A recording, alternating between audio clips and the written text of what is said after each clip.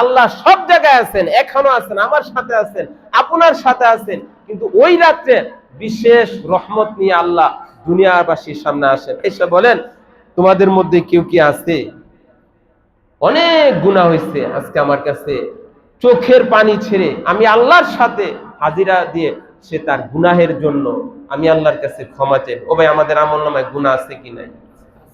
আমরা কি এমন একজন আছি বলতে পারবো নিষ্পাপ যে গুনাহ করি না?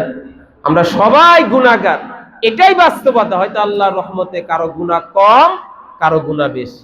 আমরা সবাই গুনাহগার, কারো গুনাহ কম, কারো গুনাহ বেশি, কেউ আমরা নিষ্পাপ না। আল্লাহ বলেন, রাসূল বলেন, তোমাদের মধ্যে কেউ কি আছে এই রজনীতে নির্বিঘ্নে নীরবে নির্জনে বসে আমি আল্লাহর কাছে তার গুনাহের ক্ষমা চাইবে, আমি আল্লাহ ফাগফিরুল্লাহ, আমি আল্লাহ ক্ষমা করে দেব। সুবহানাল্লাহ। বলেন তোমাদের মধ্যে এমন কি কেউ আছে রিজিকে কষ্ট করতেছে? আছে কি নাই? হ্যাঁ, খাবারে কষ্ট করতেছে, বাজার করবে টাকা নাই, থাকবে ঘর নাই। রিজিক বলতে দুনিয়ার সার্বিক সুযোগ সুবিধা।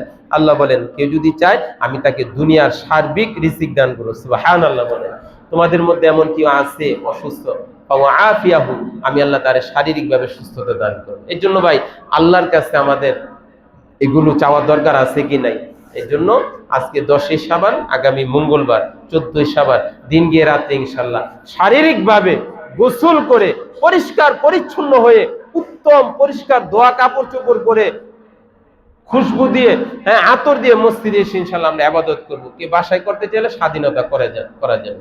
আল্লাহ আমাদেরকে নেক আমলের পাল্লা ভারী করার জন্য আগামী 14ই শাবান ইবাদত বন্দেগী করার মন মানসিকতা আল্লাহ আমাদের সকলকে দান করুক। আমিন।